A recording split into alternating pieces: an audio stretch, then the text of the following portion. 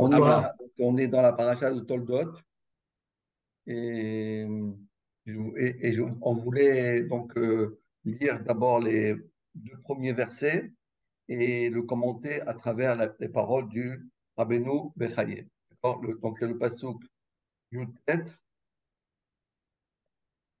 donc le premier verset de la paracha, le deuxième et le troisième, et on va, Bezrat Hashem, essayer de commenter ça. Vele Toldot, Yitzhak, Ben Abraham, Abraham, Olid et Yitzhak.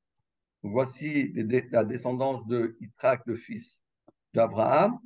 Abraham, Olid et Yitzhak. A priori, c'est une redondance, puisque si les descendants, la descendance de Yitzhak, le fils d'Abraham, donc c'est sûr que c'est Abraham qui a eu Yitzhak. Donc, même la palisse, on n'aurait pas dit mieux que ça. Ça veut dire, voici la descendance de Yitzhak, le fils d'Abraham. Abraham a mis au monde Yitzhak. C'est normal. Quand on a dit que Yitzhak, c'était le fils d'Abraham, on a compris qu'Abraham, il a mis au monde Yitzhak. Quel Pour est le, faire taire les rumeurs. hein? C'est pour faire taire les rumeurs. Oui, ça c'est Rachi qui dit. Mais on fait Rabbeinu Bechaye, cette fois-ci, le, on change un peu le registre. Alors, il explique une explication extraordinaire. La chose suivante, c'est que Abraham, il a eu deux enfants. Un, il s'appelle Ishmaël, le second, il s'appelle Yitzhak. En vérité, nous, on aurait pu croire, comme Abraham, il a eu deux enfants. 50-50, 50-50. 50 pour Ishmaël, 50 pour Yitzhak, un père qui a deux enfants.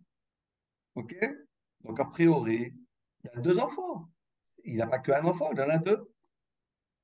Et a priori, on pourrait imaginer que, d'une manière légitime, Abraham, qui a deux enfants, les deux enfants doivent hériter, donc leur descendance, etc., ils remontent jusqu'à Abraham, comme on aurait pu croire.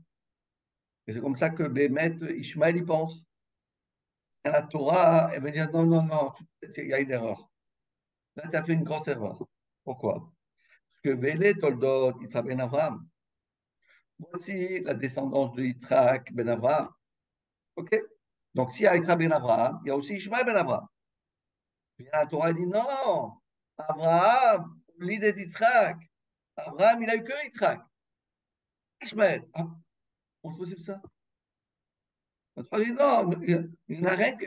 Abraham, il n'a qu'un enfant. C'est pas possible, mais c'est pas possible, parce qu'en fait, quand il a eu Ishmael, on a vu il a eu Ishmael. Alors, qu'est-ce que la Torah veut nous dire? Elle veut nous dire, ben, vous ne comprenez pas bien ce que je suis en train de faire, moi, Hachem, à travers tout ce qui se passe. Vous croyez qu'Abraham il a deux enfants. C'est faux. Parce que le premier enfant qu'il a eu, il ne s'appelait pas Abraham, il s'appelait Avram, sans He. Le deuxième enfant qu'il a eu s'appelle Abraham. C'est pas la même personne. Tu demandes, Abraham, un enfant tu as, c'est bon. En tant qu'Abraham, sans He, c'est un garçon. En tant que Abraham, avec un He, j'ai un garçon. Donc, en vérité, Abraham, il n'a pas deux enfants. Il a été, Kaviahol, on va dire, il a deux casquettes. La casquette Abraham et la casquette Abraham. Comment quoi? La Torah vient et nous dit, celui qui appelle Abraham, Abraham sans le hé, il fait un grand péché. Sourd. On n'a pas le droit d'appeler Abraham le nom qu'il avait avant. Parce que ce nom-là n'existe plus. Il faut l'effacer de notre esprit. Cet homme-là qui s'appelait Abraham, il a disparu. Il n'existe plus. Le seul homme qui existe, c'est Abraham. Abraham. C'est lui qui est cet homme-là, c'est de lui que va descendre toute la lignée d'Abraham. Et qui sait combien d'enfants il a eu Abraham? Il a eu que un. Il a eu Yitzhak. Et avec Ketura, Bonne question. C'est une bonne Ouais. question. Je continue. parce qu'il est En Abraham vérité, aussi. tu as tout à fait raison. Tu as posé une très bonne Six, question. Il a eu 6 enfants avec toi. six, ouais. Mais, vous savez tous, mais qu'est-ce que ça veut dire qu'Abraham, c'est pas le même? C'est quoi le hé, c'est moi le hé? Parce qu'en réalité, vous bien vous compreniez que Abraham, il a changé, d'accord? Mais la judaïcité, elle va pas d'après le père, elle va après la mère. On est bien d'accord? Si on prend le plus Ouais. grand sadique du monde, Shalom, Shalom, Shalom, il se marie avec une non-juive, eh ben, son enfant, il ne sera pas juif. On est d'accord? Oui. Donc, Abraham, en réalité, il a, Abraham, il a eu 2 garçons, 2 enfants. Lui, il n'était pas le même. Mais par rapport à sa femme, c'était pas non plus les mêmes femmes. Il y avait Abraham avec Agar, il y avait Abraham avec Sarah. Il y avait aussi Abraham avec, encore une fois, Agar. Torah, c'est que c'est Agar. Donc, ça veut dire quoi? Ça veut dire tout simplement la chose suivante. Ça veut dire que pour être juif, il faut avoir une mère juive. Pour être un tzaddik, il faut aussi avoir un père tzaddik. Donc, Yitzhak, en vérité, il a, on va dire, 2 sur 2. Sur 2. Ishmaël, il a 0 Deux sur sur deux. 0. Pourquoi? Ah oui, avec Parce l'os. que, pourquoi? Parce qu'il n'a que Abraham et pas Abraham. Et il a une mère Merde. égyptienne qui n'est pas juive et qui est une servante. Donc, en vérité, il a rien. De Abraham, il a 0. Et de sa mère, il a 0. Maintenant, les Bnei Ketura, ce n'est pas des Ishmaélim. Ils ont 1 sur 2.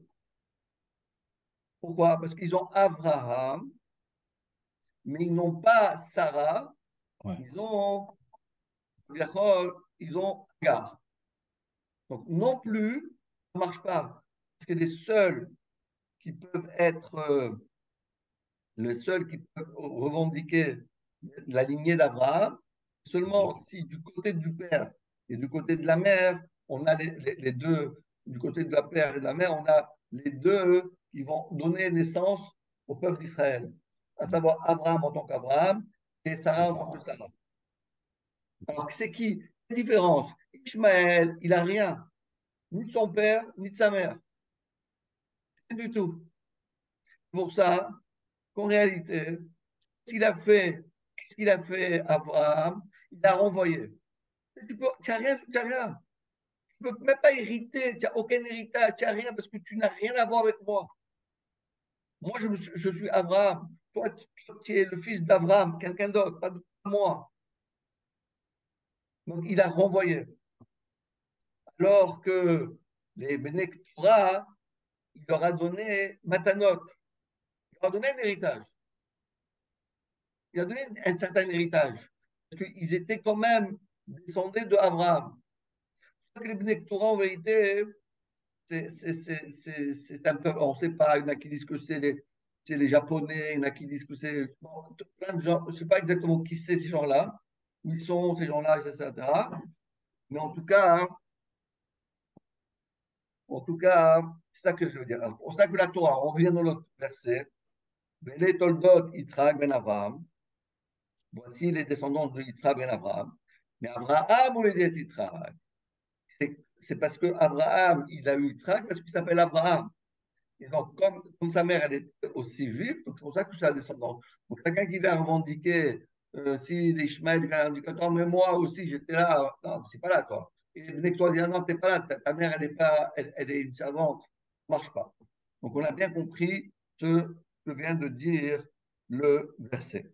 Et d'ailleurs, on va bien comprendre la chose suivante. En réalité, le père, il donne quantité de son être à son enfant. Et la mère donne aussi une quantité de tout ce qu'elle a à son enfant. À tel point que l'Agma a dit, tout ce qui est blanc dans notre corps vient du côté du père, tout ce qui est rouge vient du côté de la mère. Je m'explique. Par exemple, le sang, c'est du côté de la mère. C'est que dans le sang, en général, les enfants, ils ont le sang de leur mère. Le groupe Sanguin. sanguin, il ressemble à côté de son mère. Toujours, mais ça, souvent. Et par exemple la chair, c'est de la mère. Les os, c'est du père. Les yeux, la partie blanche, c'est du père. La partie qui est à l'intérieur, c'est de la mère. Et comme ça, elle donne elle décompose le corps, une partie de la mère, une partie du père. Ça veut dire quoi? Ça veut dire de la même manière que d'une manière physique, il y a des parties qui viennent du père, il y a des parties qui viennent de la mère. Disent les Mefarshim que même le trait de caractère d'un enfant, il dépend de son père et de sa mère. Des fois, l'enfant, il va prendre de caractère, on va dire, euh, un- une mida comme ça que son père il a, il ressent à côté de son père, une autre mida qui ressent à côté de sa mère, de caractère comme sa mère, comme son père, etc., etc., etc. Vous comprenez ce que je dis? Mhm. C'est comme ça que ça marche. On voit par exemple un enfant, il est plus, on ressemble vraiment au caractère de son père. Mais il y a un mélange, il y a un mélange qui est très très subtil, qui répond aussi à ce qu'on appelle le blanc et le rouge. Et c'est très difficile à bien, il y a beaucoup de choses à dire là-dessus, mais on va pas s'attarder là-dessus. Mais simplement pour vous dire, Ismaël, Ismaël, lui, il a rien pris de Abraham, rien pris. Ni il a pris le caractère d'Abraham, c'est-à-dire la mida qu'il appelle, la mida qui dit, d'accord, la mida de Abraham, etc. Il n'avait plus tout ça.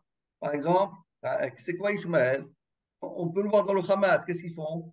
Ils ont d'une cruauté sans nom, aucune pitié, des rachamim.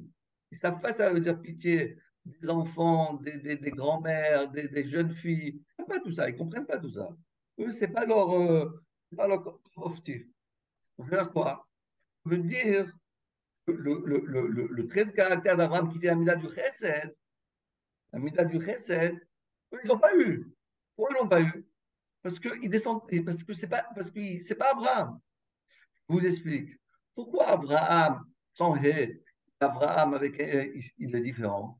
Parce que Les le hé, c'est sens. quoi? Les Le hé, sens, on dit. c'est quoi? Cinq. Cinq, Cinq ce sens. sont les cinq, on va Sens. dire, fonctions vitales d'une personne. Les cinq sens. La vision, l'odorat, l'ouïe, le goût et le toucher. Ça veut dire que Abraham Avinu, lorsqu'il a sublimé dans ses cinq sens, il est devenu un tzaddik. Bon, il n'était pas autant. Il était extraordinaire, mais c'est pas ça. C'est pas le juif. Lui, il sait se sublimer sur ses sens, alors lui, il devient un juif. Et donc, ces cinq sens-là, c'est quoi cinq sens? Tu vois quelque chose, nous on voit quelqu'un qui souffre, on ne peut pas rester comme ça, indifférent. Lorsqu'on entend que quelqu'un il souffre, on ne peut pas rester comme ça. Lorsqu'on a quelque chose à manger, on ne peut pas le manger tout seul lorsqu'on voit quelqu'un d'autre qui est en train de souffrir. Ainsi de suite. Alors que Ismaël, au contraire, qu'est-ce qu'il faisait? Qu'est-ce qu'il faisait? Il prenait des flèches, et tchac, des flèches, il tirait contre Yitrak. C'est bien pour ça que la Torah, elle vient nous dire, Bonsoir, Ryan, excusez-moi. pas de problème. Et Et, c'est pour ça que la Torah vient nous dire, Abraham, Olidet Yitzhak. Ne me dis, il a été que Yitzhak, ne dis pas Ishmaël. Ishmaël n'existe pas. Abraham, Olidet Yitzhak. C'est lui le seul enfant de Yitzhak, d'Abraham. Et les autres enfants ne sont pas ses enfants. Soit parce qu'ils n'ont rien du tout de lui, soit, même s'ils ont un peu de lui, mais comme c'est une ergoï, ça ne marche pas. On a bien compris? On va faire encore trois choses. Donc, c'est le premier point que je voulais développer avec vous. Deuxième point, Passouk, le deuxième verset de la paracha, qu'on appelle le Passouk Traf. Vaï Yitzhak, Ben Arbaim Shana, et Yitzhak était âgé de 40 ans. Carto et Rivka, lorsqu'il a épousé Rivka, Bad Betuel Arami, la fille de Betuel qui habitait dans le pays de Aram, Mipadan Aram, voilà. Chot Lavan, qui était la sœur de la Van Arami, l'Olisha, il l'a épousée. Il l'a épousée. Alors, Mefarshim nous dit, pourquoi nous dire qu'elle était la fille de Betuel? Tout le monde a compris. La fille de Betuel, tout le monde sait bien. Mais c'était la sœur de Lavan. Ah ben, et sa cousine, et sa petite cousine, et sa nièce, on va dire toute la famille. Et Betuel, on sait que Betuel, c'était le père. On l'a vu la semaine dernière. Et il y avait Lavan, c'était le frère de Rivka. Qu'est-ce que la Torah là-bas nous dire que c'était la fille de Betuel et la sœur de Lavan. Mais on ne savait pas que c'était la sœur de Lavan. On l'avait appris. De dire que c'était la fille de Bethuel, c'est pas grave, parce que comme on a dit que Yitzhak c'était le fils d'Abraham, donc on dit que Rivka est la fille de Bethuel. Ça c'est bien. Mais de dire que c'était la sœur de Lavan, ça sert.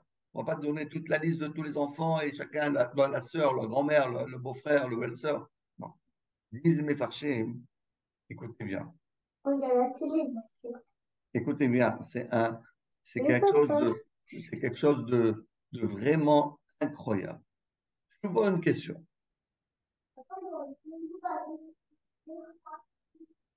Pourquoi Rivka, elle a eu un rachat comme c'est une syndicate de haut niveau. Yitzhak, c'est tout niveau. VIP, VIP, c'est les meilleurs. Mamash, les plus grands indiqués. Yitzhak, il n'a jamais sorti de reste d'Israël. Olat Mima, il était d'accord de se sacrifier Hachem.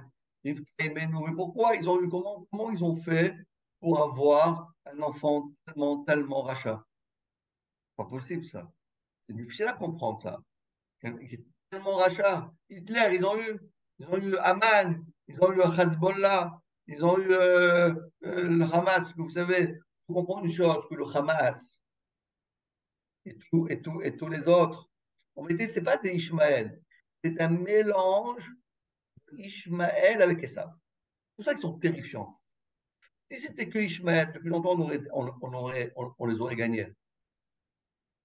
Et si c'était que des, si c'était que des Esav, on aurait gagné. Mais le problème, c'est que Esav et Ishmaël, ils sont épousés là ensemble. Parce que à la fin des temps, comme on va voir que Ishmaël, Esav, il a épousé la fille de Ishmaël. Imagine-toi un peu le balagan qu'il y a ici. Sept. Là, on n'en peut plus avec cela. En plus, on va dire que les deux ensemble, c'est incroyable. C'est d'ailleurs que Hitler et le moufti de Jérusalem s'adoraient. Parce que Mamaï, c'était des frères. Ils ont et comme il a montré ça, le président d'Israël, Herzog, qu'est-ce qu'il a fait? Il a montré que dans les chambres, là-bas à Gaza, ils ont traduit le livre Mein Kampf de Hitler Alors, 1900 en arabe. Quel rapport? Parce qu'ils ont la même mentalité, c'est la même culture, à savoir que Ishmaël et Esav, ils ont fait un trait d'union, ils se sont mariés. Alors écoutez bien, qu'est-ce qui s'est passé? Pourquoi la Torah nous dit Achot Lavan Arami Lolisha, la sœur de Lavan? Pourquoi?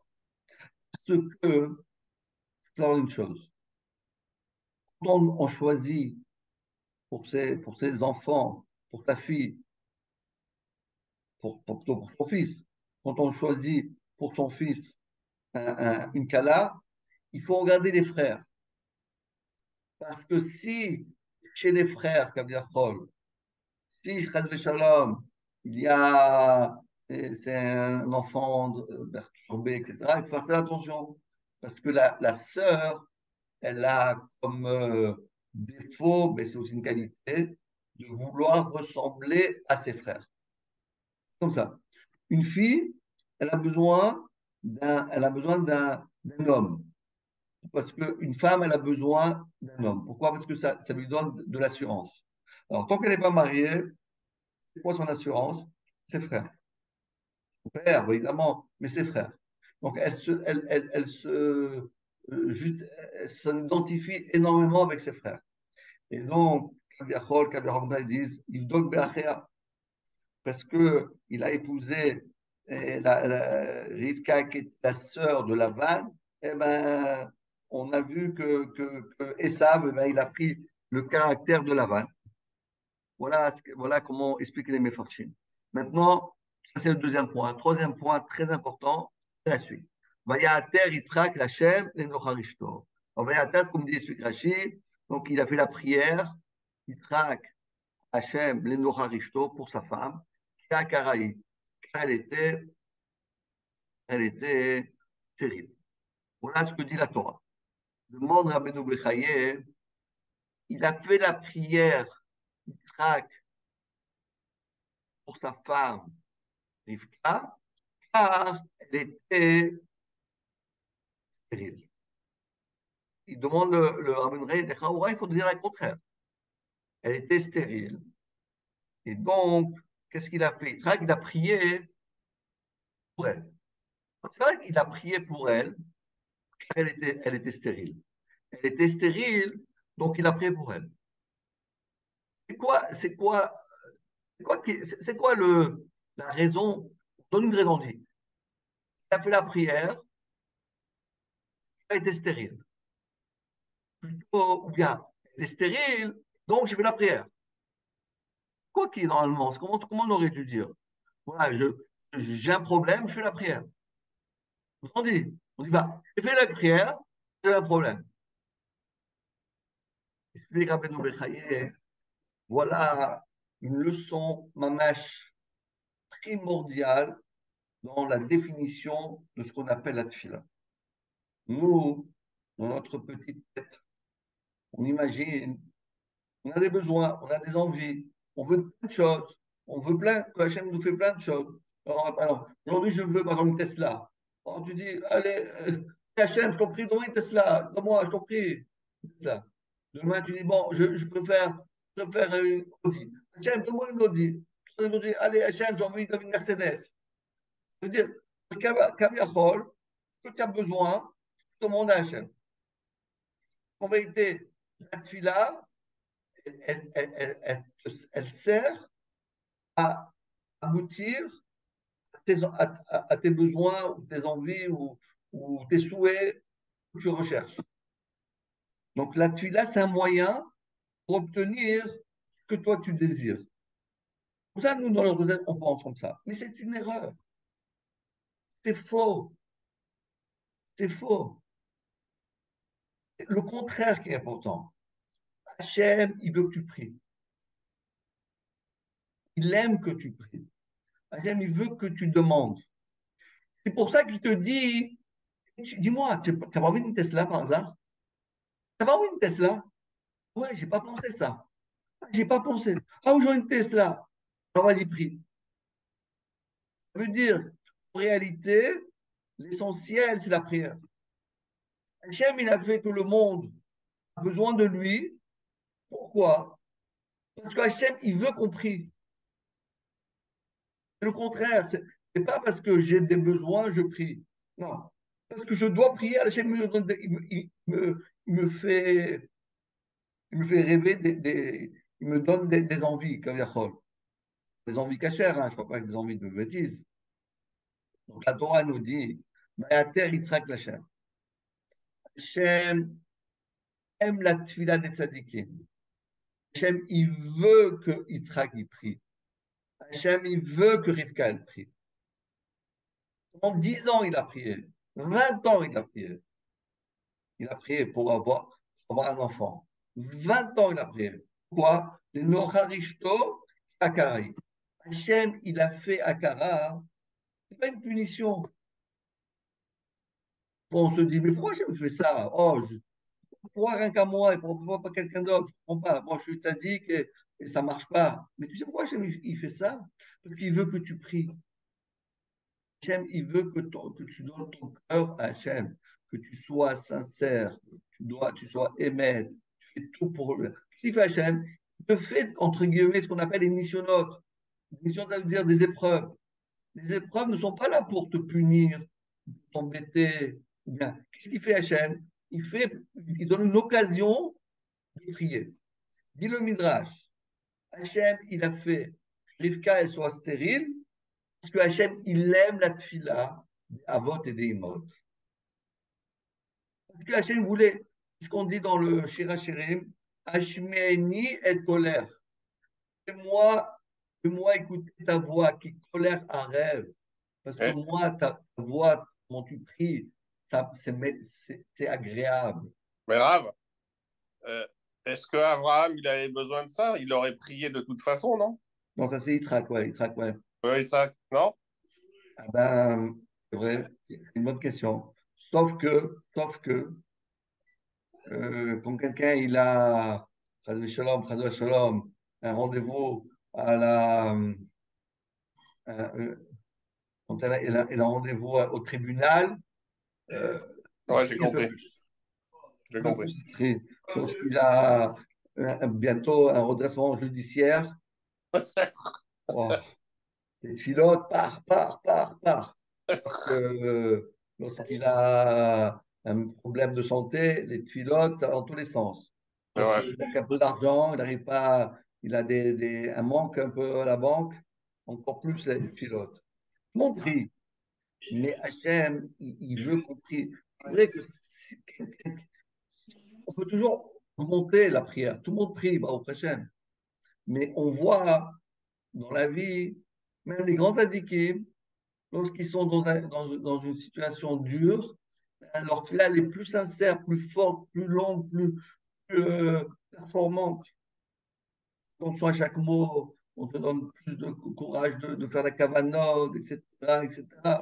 Donc, Kaviachol, Hachem, il a fait que. Comment il était étonnant, pourquoi Hachem, il a fait que tous les Imaot, Sarah, Rivka, Rachel, ils sont tous stériles. Pourquoi Hachem, il a fait ça?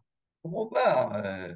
Tous ces Hamas là-bas, ils ne sont pas stériles et rien que les Imaot sont stériles. Ben, c'est n'importe quoi ça. Les tzadikim doivent payer par rapport aux autres. Frère, si tu es un tzadik, tu es une tzadikette, tu dois avoir tout. Tu dois avoir encore plus. Bon, non, frère, Hachem il t'aime. C'est quoi il t'aime? Il aime que tu pries, parce que quand tu pries, tu te rapproches de Dieu. Tout le monde est proche d'Hachem. Mais seulement, on se dit, bon, Hachem il existe, j'y crois, j'ai confiance, je mets toute ma confiance en Dieu, mais j'ai confiance aussi en mon patron, ou bien les allocations familiales, ou bien à la Sécu, ou bien, ou bien à Emmanuel Macron. Confiance aussi en lui. Je crois pas, mais bon. Ça, c'était en plus, ça. Tu comprends? Bon, j'ai confiance, comme j'ai dit la dernière fois, j'ai Emouna Bitachon, Aleph Bet, alors t'as Guillemets, c'est la Géoula. J'ai confiance en Amérique. J'ai confiance en Biden. Non, non, non, non, non, non, non, il ne faut pas ça. Non, la Géoula, c'est Aleph Bet, Emouna Bitachon, alors Guillemets, tu auras la Géoula. Pas Aleph Bet, Amérique et Biden. Et alors tu auras la Géoula. Il n'y a pas de Géoula là-bas. Là-bas, il n'y a pas de Géoula. La Géoula, c'est Hachem qui la donne. Donc, plus tu pries, et plus Hachem, il va faire que tu fasses. Maintenant, écoutez bien. Pourquoi la Torah, elle n'a pas utilisé le verbe vaïtpalel? Il y a écrit vaïater. C'est drôle. On n'utilise pas tellement ça n'existe pas. Le mot vaïater. C'est un mot qui est rare on dit vaïtpalel, vaïtranen, vaïtzak el Hachem. Il a prié, il a supplié Hachem, il a levé la voix vers Hachem. Mais Vayater, ça n'existe pas beaucoup. Rachid nous dit c'est quoi Vayater? En réalité, C'est comme ce fameux paysan qui a un tas de grains lorsqu'il a fini de moissonner son champ. Et il a comme ça, comment dire, il prend la pelle et il jette les graines vers le ciel pour que le vent fasse que toutes les impuretés qui se sont mélangées dans les grains, hein, ils partent au vent et les graines sont plus lourdes, ils tombent. C'est exactement ce qu'a fait, c'est ce qu'on appelle la tfila. Alors il demande au Rabbeinu Bechaye, mais qu'est-ce que ça veut dire cette image, ça? C'est quoi le rapport avec les grains? Ça veut dire jeter une pelle et lancer en l'air des graines de blé? Et c'est quoi pourquoi on utilise ce mot-là? Alors, explique le Rabbeinu Bechaye une explication qui vaut 1 million de dollars. Il dit comme ça. Écoutez bien, je vous fais gagner 1 million de dollars. Vous allez voir rentrer dans votre compte ce soir, vous allez voir Amen. écrit 1,000.000 mitzvot. Pas des dollars, des euros. Vous allez voir. Il dit, c'est quoi l'image? Imaginez-vous un paysan avec sa pelle, prend toutes les grains, il les jette vers le haut, toutes les impuretés s'envolent, et toutes les graines descendent. C'est exactement ça la tefila. La tefila, c'est quoi? On doit monter vers le haut.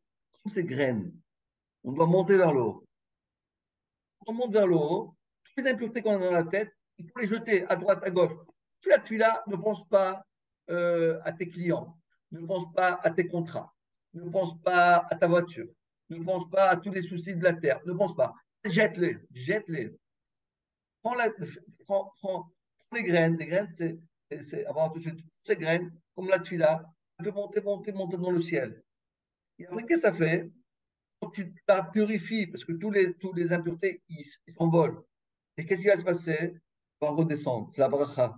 C'est les graines qui sont pures, qui sont propres, qui arrivent et qui te donnent la bénédiction. La bénédiction. C'est ça la tefila. Parce que si de la tefila, imagine, c'est simplement de lire dans le Sidour, comme il disait le Baal Shem Tov, un jour il est rentré dans une synagogue, il y avait plein de problèmes dans cette synagogue, on lui a demandé de venir faire le shalom. Ok, je viens. Il rentre dans la synagogue en Europe de l'Est et il commence à rentrer dans la synagogue. Tout le monde était là, évidemment, ils ont mis le tapis rouge. Il y avait les hommes, les femmes, les grands. Tout le monde était là. Et il ouvre la porte, il rentre, il est cogné. Il dit, mais là, il n'y a personne. Pourquoi vous ne rentrez pas? Bon, il dit, je vais essayer de rentrer une deuxième fois. 2 pas en arrière, 2 pas en avant. Il essaie de franchir la porte. Il reçoit quelque chose sur la tête. Mais Rab, je ne comprends pas. Quel est votre problème? Vous n'avez pas. Il y a rien. Il y a rien. Vous pouvez avancer. Une troisième fois, il n'est pas arrivé à rentrer. Alors, il a dit, mais Rab, on ne comprend rien. Il dit, mais vous ne voyez pas? Il dit, non, on ne voit pas. Votre synagogue, elle est pleine de tfilotes, et même plus ce qu'on passait.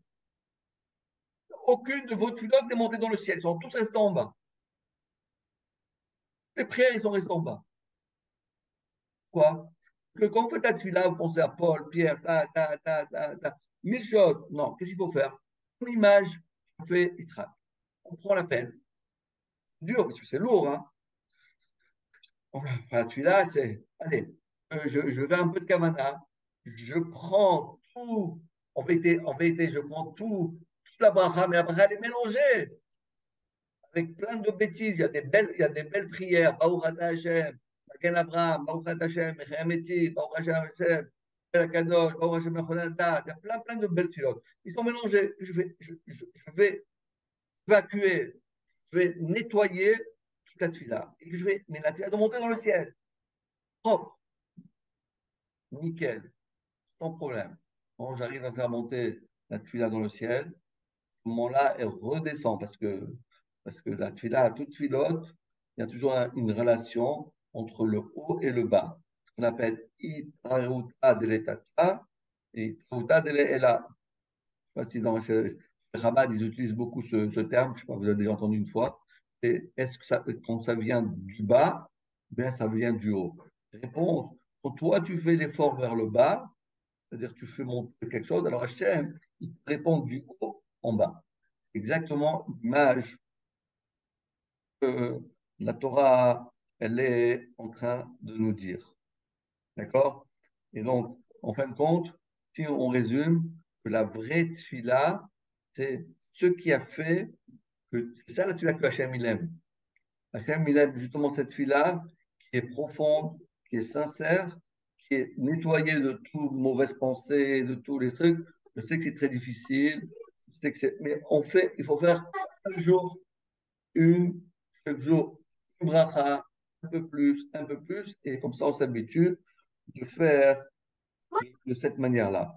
La dernière chose que je voulais vous dire, c'est que ce qui continue Rabbeinu Bechaye de nous expliquer, quelque chose d'extraordinaire. Il dit que, en fin de compte, si on réfléchit dans dans cette situation où nous nous trouvons aujourd'hui, qui est une situation qui est très très complexe puisque on ne sait pas comment les choses ils vont avancer, vont évoluer, je ne sais pas ce qui va se faire. Nous, notre arme, c'est cette fille-là. Je vous explique pourquoi. Je vous explique pourquoi. Parce que quand quelqu'un fait une fila, tout ce qu'on fait dans la journée, c'est tous des actes qui sont, on va dire, humains. La seule chose dans la journée qu'on fait qui n'est pas humain, c'est la tfila. Parce que la tfila, c'est du divin. Mais quand tu fais une mitzvah, tu fais quelque chose tu viens de finir. C'est aussi quelque chose, c'est un acte matériel. C'est un acte matériel. Le talit, c'est matériel. Mais dès que tu parles, la parole, c'est drôle parce qu'on a l'habitude de parler, mais c'est très drôle la parole. D'où ça vient, où elle va, où elle va. C'est quelque chose d'incroyablement. On est trop habitué, mais c'est ce qu'on appelle quelque chose de divin. D'ailleurs, ce n'est que l'homme qui arrive à parler. Les animaux, ils ne parlent pas. Pourquoi? Parce que l'homme fait qu'il a en lui quelque chose, une parcelle de divine. Donc, la manière on va dire, de vivre la divinité Kaviachol, qui est en lui, c'est en faisant, en parlant, en faisant. Donc, quand on fait la tfila, ce qu'on dit, c'est que ça relève du divin. C'est plus du matériel, c'est du spirituel. Et c'est ça que je veux dire. Regardez, le premier Beth Amikdash a été construit par Salomon. Le deuxième Beth Amikdash a été construit par Nehemia, Zerubbabel, Ezra Sofer. Les deux Beth Amikdash, ils n'ont pas tenu, ils ont été détruits. Le premier, 410 ans, le deuxième, 420 ans. Mais après ce laps de temps, ils ont été détruits. Pourquoi? Comment Meller, Nehemia, Zerubbabel, Ezra Sofer, ils ne sont pas arrivés. Pourquoi? Parce que tout ce qu'un homme il fait, il a une fin. La seule chose qui n'a pas de fin, c'est Hachem. Il est Enso Baruch Hu. Il est infini. L'infini, c'est rien qu'Hachem. Nous, on peut devenir infini, Kavechol. On peut s'élever en faisant quoi? Une action qui n'est pas une action, donc une parole, qui est dirigée vers Hachem directement, qui fait on peut ressentir quelque chose qui est divin en nous. Et plus une personne il fait une prière, il traque, et plus il arrive à, il arrive à accéder aux choses les plus incroyables parce que autant Sarah, autant Rivka, autant Rachel, le Mara dit Sarah Imenu, elle n'avait même pas d'utérus. Comment voulez-vous qu'une femme puisse avoir un enfant si elle n'a même pas de poids? Comment ça fonctionne ça? Mais Hachem, il fait un tellement grand miracle. Pourquoi? Parce que dès que tu fais la tfila, c'est divin. Si tu es divin, Kaviachol, c'est un peu divin. Donc, de changer le corps d'une femme, de la transformer en une femme stérile à une femme non stérile, c'est une divinité, ça, c'est un miracle. Mais le miracle, il ne peut se faire que si tu fais une fila. Parce que le miracle, c'est quelque chose de divin. Et pour obtenir quelque chose de divin, il faut que toi aussi, tu fasses quelque chose de divin. C'est la fila. C'est pour cela que la passion dit, et Yitzhak, il a prié pour sa femme Rivka, car elle était stérile. Et Hachem a accédé à sa supplication, à sa demande, et elle a eu ce qu'on appelle, elle est tombée enceinte. Ça veut dire quoi? Ça veut dire que la tfila, c'est ça qui rend une femme enceinte. Donc, le miracle ne vient que par la tefila. Pour la tfila. C'est ça. Pour la tfila. C'est ça qui est dans la Torah. Exactement ça. Bravo. C'est ça le. Alors moi, c'est pour ça que je dis, moi, je pense que aujourd'hui, moi personnellement, hein, peut-être que il y a d'autres personnes qui diront un peu le contraire, mais moi, je pense très sincèrement que pour ce qui se passe en Israël, on a besoin d'un miracle. Même si on a la meilleure armée du monde, même si tout ce que vous voulez, C'est sûr. c'est pas un miracle. Il n'y a rien à faire. Il y a des miracles tous les jours. Tous les jours, il y a des miracles. Chaque seconde, il y a des miracles. Parce que si on réfléchit d'une manière rationnelle, avec au Yémen, ici, là-bas, et là, tous les côtés, Une folie. attends, on ne va pas s'en sortir là. On ne va pas y arriver. Il y a Donc, il trop de faut un gens. miracle. Ah On est ouais. d'accord qu'il faut un miracle. En Ah tout oui. cas, moi, je sais que sans miracle, on ne va pas y arriver.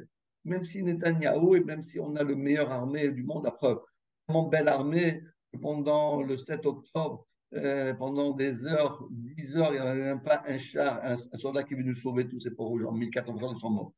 Donc, on ne peut pas dire on a la meilleure armée. On a compris que Hachem ferme les yeux, eh ben, on peut avoir la meilleure armée, ça ne marche pas. Donc, on a besoin d'un miracle.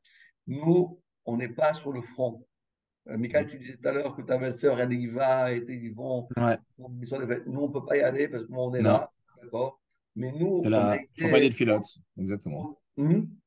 Il faut faire des filotes, il faut prier Voilà. pour. Nous, C'est ça la c'est pas meilleure des arme. pilotes. C'est notre arme. On doit rendre le peuple d'Israël miraculeux. Miraculeux. On le rend miraculeux. Pour une femme stérile, on ne la rend pas stérile. On fait ça, c'est un peu difficile, ça. On ne travaille pas dans. Je ne suis pas gynécologue. Non, je suis pas gynécologue. Tu fais ta prière. En faisant ta prière, tu utilises ton arme secrète qui s'appelle la tuila et qui te rend un peu divin. Si tu es divin, tu peux faire des choses divines.